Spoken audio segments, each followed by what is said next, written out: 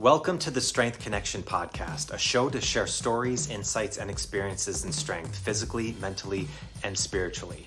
I'm Michael Kurkowski, host of the Strength Connection, and I'm so grateful that you can join me today. So in these episodes, I connect with some of the most inspiring and successful individuals to chop it up and learn from true life experiences that have helped them become who they are, the strongest versions of themselves. One of the greatest ways I've always learned the most important lessons is through stories. We all have them, and they make us who we are. So let's dive in. Here we go.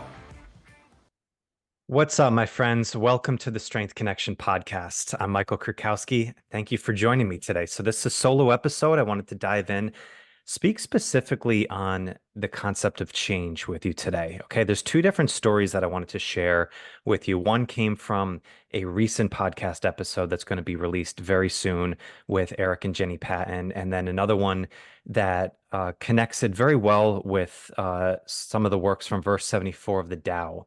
I've been thinking a lot about the concept of change recently, and as a coach and the work that I do, conversations I had, we're all trying to improve. We're all trying to change something in our life. And approaching that and how you approach that, I think, is more important than the actual plan of change. And this was something that Jenny and Eric brought a really cool distinction between two terms to me. It's a concept that I've been diving into and pondering really for the last year or so, and I wanted to bring it to you and share some of these insights. Okay. So I've been interested in the question about what's the difference between making a change and making a transformation. Okay. The word transformation, specifically in the health and fitness industry, gets throws around like anything. 6-week transformation, short-term based program. Oh, look at that transformation all the time. And I remember first when Dax Moy was on the podcast. This was a couple years ago, and Dax is one of the most interesting people I've ever talked to. He's a Renaissance man. He's an author, he's a poet, he's a strength athlete. He's been a coach for high achieving performers for years. He's got so much insight. It was one of the most fun conversations and interesting conversations that I've had. And this was one of the first times we dove deep into this distinction between change and transformation. And he brought this up, like we see 6-week programs, the transformation, 8-week transformation, we see the before and after pic. He's like, I'm not interested in seeing a before and after pic from 8 weeks. I want to see it 2 years down the road. It's like, otherwise you have a change program. And this is why so many people, 90+%, fail to maintain and continuously succeed with the goals that they have achieved well past when they first achieved them. They all fall back into old habits. It often comes more from the approach of it because we don't change the habits. We've just changed a particular program, but it's not a transformation. So this was the first time I started to spiral down this path of the words that we use and how they matter. So when Eric and Jenny Patton came on the podcast, these two have their program, the Inspire Change Collective. They work specifically with individuals on mindset, personal development, and now they're going into the realm of more relationship coaching, working with your partner and the specific people that are in your inner circle of how to change and how to transform together. So this question popped up and I just wanted to ask them their insights of what they thought. Like, what do you think is the difference between a change and a transformation? And Jenny grabbed the mic and she jumped in with a beautiful description. And she said, transformation is something where you can't go back to what you were before. And think of a caterpillar and a butterfly, right? A caterpillar changes into a butterfly, but it never can go back to being a caterpillar again. It's up-leveled into its life of what it's supposed to be. No matter how much it tries, no matter how much it would want to go back to old habits, it can't. It's a different specimen. It's a different species now of what it's doing. So where change is something that you make subtle differences of what you're doing. A transformation is you make so much change in your life that you can't even go back. You don't even see who you were before. You've defaulted into a completely different mind, a completely different body. Everything about you now has just changed who you are. So there's a couple of things on this I thought was so powerful. Number one is obviously there's a very different time distinction between making a change and making a transformation. Obviously, if you're going to do this, it might take more time to transform yourself than it is change. But I think the more important thing of why I bring this up and why I think it's really important to understand these words is because you're going to approach it different.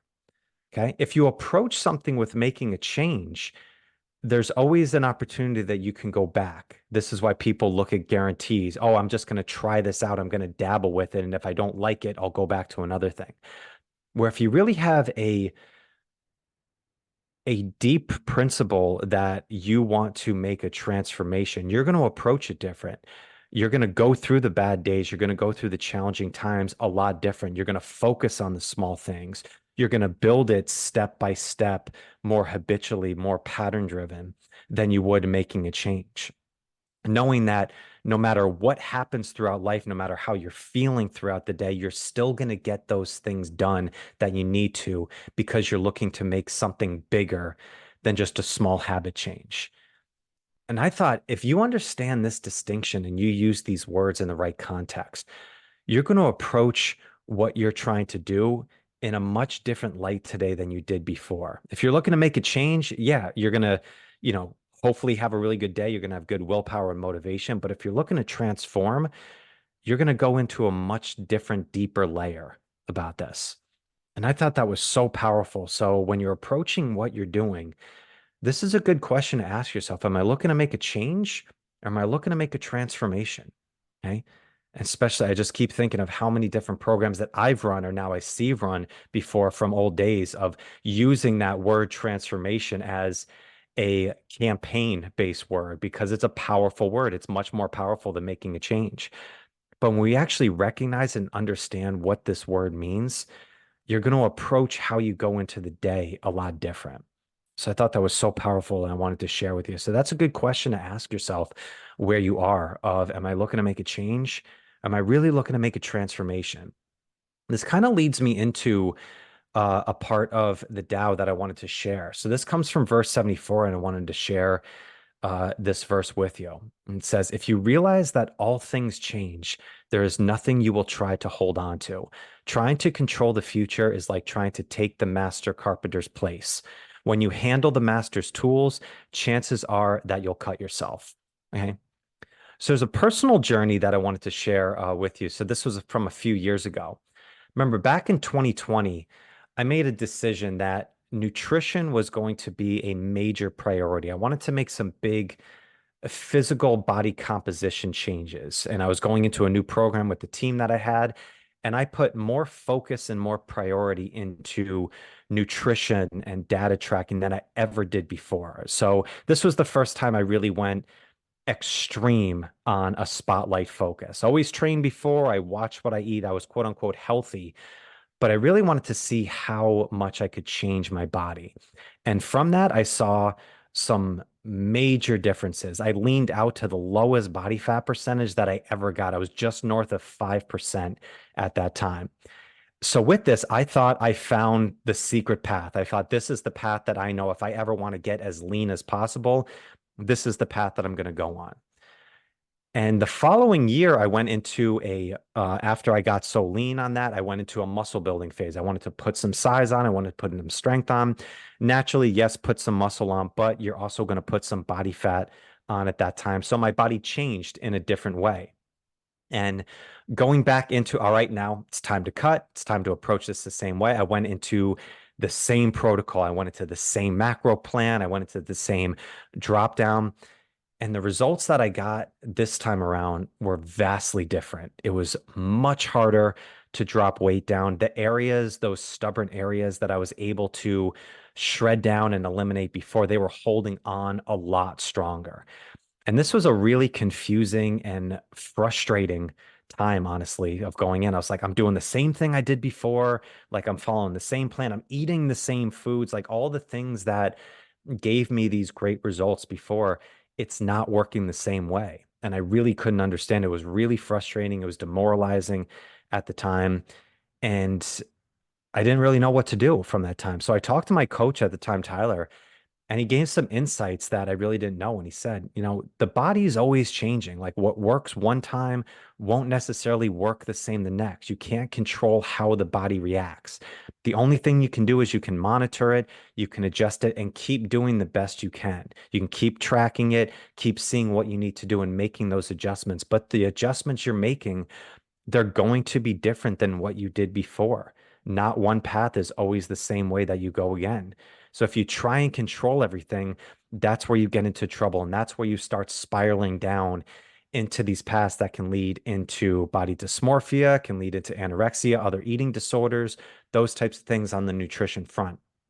And this is one time it really hit me where I was like, okay, I'm in a different time in my life. What got me to one path before is not going to necessarily get me to the next path. So I've heard countless times of people saying that, oh, I'm going back to what I did before because they had some success doing it. And it only leads to they struggle with the same results they got before. Maybe they get to a certain path, but then they stumble, they hit a plateau again. Or maybe they don't even see the same success that they did before, which leads into utter frustration, that demoralizing feeling again, and feeling of lost and feeling of helplessness again. Because the reality is that the future is always changing. Okay. So you got to always meet yourself where you are right now, monitor what you're doing, then do the best you can with where you are in the moment. And this came from, as well, this brought back up to my mind is because I had a client who reached out in a similar path, had a few really tough weeks I was going through because she had a huge year the year before, made some huge life changes, some different adventures, moved across the country, from some comforts that she had here. So that time when you're making those huge changes, those huge different plans, it's an exciting feeling. It's an awesome feeling that you have only to arrive at the goal that you wanted to achieve. And now you're feeling like that same emotional heightening that you had before, it's not there anymore. And thinking, trying to go back to old programs, trying to go back into old habits of what you did before, not getting the same feeling again, feeling that frustration. And she's done a lot of work on herself. So she recognized it, realized that the only path I can do now is make the next adventure. What's the next thing that I want to go do and build on? And that's where you get that excitement. That's where you get that energy again. And I thought this was such a powerful reframe because when we're going into anything new from there, sometimes we go back into these old patterns because there's a comfort of it. We saw success before. We're trying to rekindle these old emotions, but we don't realize that you might have up leveled from that spot again. When you hit a PR with a certain weight, in lifting, it's a really good feeling. But then when you go back, if you lift that same weight again and you can do it again, it's not that same feeling because you've up leveled who you are. What do you need to do at that time? You need to go to the next level. You need to keep progressing, keep moving forward.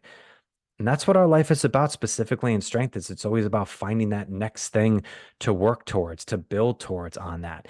It's not that the old things don't work anymore. It's just that you've up leveled your life. You've graduated into that next step. This is a time where sometimes just the normal programs that you did before, they're not going to work the same way. You need to find your own way. Okay. You need to look at different coordinates. This is when you need to lean into your own intuition. Maybe you need to build something that's completely foreign to you. Try something completely foreign to you because you've just reached another level. Congratulations. Okay. And so I wanted to share these thoughts on change and on transformation with you that were really powerful to me. It made me approach things in a much different way of going into some things that I'm looking at. And I hope it resonates with you. So that question of change versus transformation, I think is really powerful. So if you're in any type of stuck position in your life, this is one of those questions I think that you can ask yourself, and you're going to get some really interesting answers. Right. So got some really exciting new podcasts that are coming up soon. Got Tim Anderson coming back, Paul McElroy diving deep into some strength programs that we're going into. I've got Scott Allen that's coming on the podcast too, talking about why doing hard things completely changes your brain. There's a lot of fun things that are going to be diving into soon. So till then, I'll talk to you soon. Much love to you. Thank you so much for your listening and for your support, and catch you on the next one. Peace. Thank you so much for joining me today. I hope you found some great value here. And if you like this episode, please drop a comment and leave us a 5-star rating and review. It does more to build the show than you can imagine. And do not forget to check out and join the Strength Connection Facebook group. In this group, I share the biggest takeaways and lessons from these amazing conversations, as well as training and strength tips for pursuing mastery and fulfillment in life. This group is filled with individuals looking to take full control over their strength, and it's the perfect space to explore new ideas and to share your journey. And you'll also get exclusive access to these Strength Connection Mastery Seminars to deep dive into the physical, mental, and spiritual training that you can begin using immediately. So do not wait, go now.